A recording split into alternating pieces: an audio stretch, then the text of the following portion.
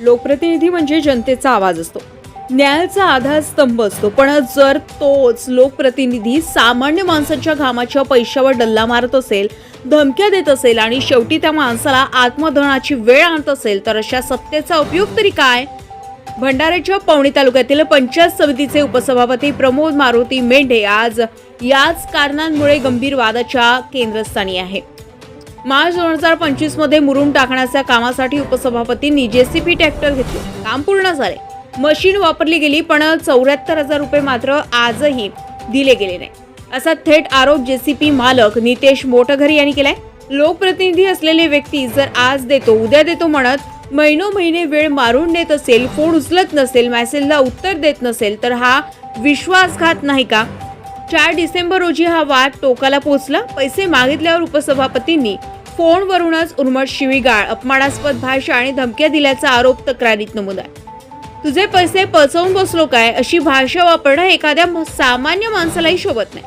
मग लोकप्रतिनिधीकडून अशी भाषा येणं किती गंभीर आहे, याचा विचार कोण करणार?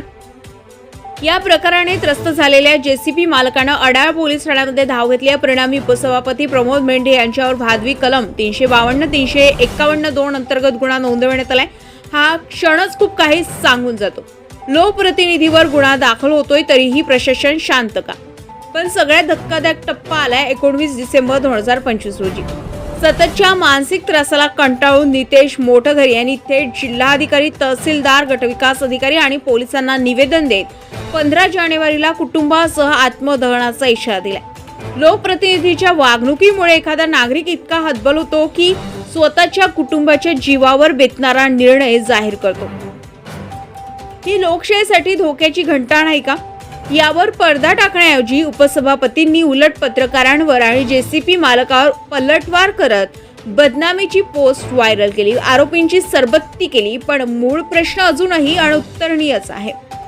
74,000 रुपये दिले की नाही, दिल्याचे पुरावे कुठे आहेत? लोकप्रतिनिधीला गुन्हा दाखल होईपर्यंत प्रकरण का गेले? प्रश्न खूप आहे, पण उत्तर कुणी देणार?